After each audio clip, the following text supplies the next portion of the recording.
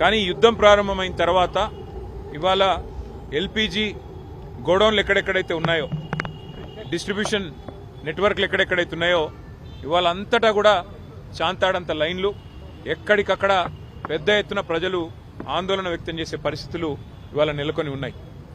ఒకవైపు కేంద్ర ప్రభుత్వమేమో పార్లమెంట్లో అడిగినా, పార్లమెంట్లో మాట్లాడినా, బయట మాట్లాడినా ఏ కొరత లేదు, మేము చూసుకుంటున్నాము, మేము మేనేజ్ చేస్తాము అని వారు చెప్తా ఉన్నారు, నమ్మబలుకుతా ఉన్నారు.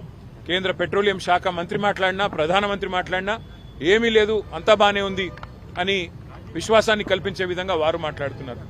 కానీ క్షేత్రస్థాయిలో పరిస్థితులు అట్లా లేవు. వాళ్ళ ఏ గోడౌన్ కాడికి పోయినా భారీ క్యూ లైన్లు, భారీగా ప్రజలు ఆందోళనలో ఉన్నారు. రాష్ట్ర ప్రభుత్వమేమో కేంద్రం సహకరించట్లేదు, సప్లై లేదు, ఇబ్బంది ఉంది, కేంద్రం ఏమీ చేయలేకపోతే మేమేం చేస్తాము, పెట్రోలియం శాఖ మరి కేంద్ర ప్రభుత్వ ఆధీనంలో ఉంటుందని చెప్పి రాష్ట్ర ప్రభుత్వం తప్పించుకునే ప్రయత్నం చేస్తూ ఉంది.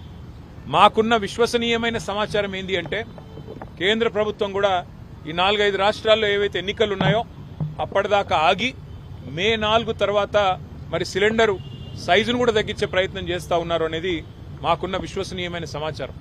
12 కిలోలు కాకుండా 10 కిలోలు ఏదో చేయాలి అని ఒక ఆలోచన చేస్తూ ఉన్నారు. లేదు, నిజంగానే సప్లై లేదు, ఇబ్బంది అవుతుందని చెప్పి చెప్తా ఉన్నారు. కానీ నిజానికి ప్రజలకు వాస్తవాలు తెలియనీయకుండా, ప్రజలకు వాస్తవాలు చెప్పకుండా మభ్యపెట్టి, ఇబ్బంది పెట్టి సామాన్య మధ్యతరగతి ప్రజలను రెండు ప్రభుత్వాలు కలిపి గోసబుచ్చుకుంటా ఉన్నాయి.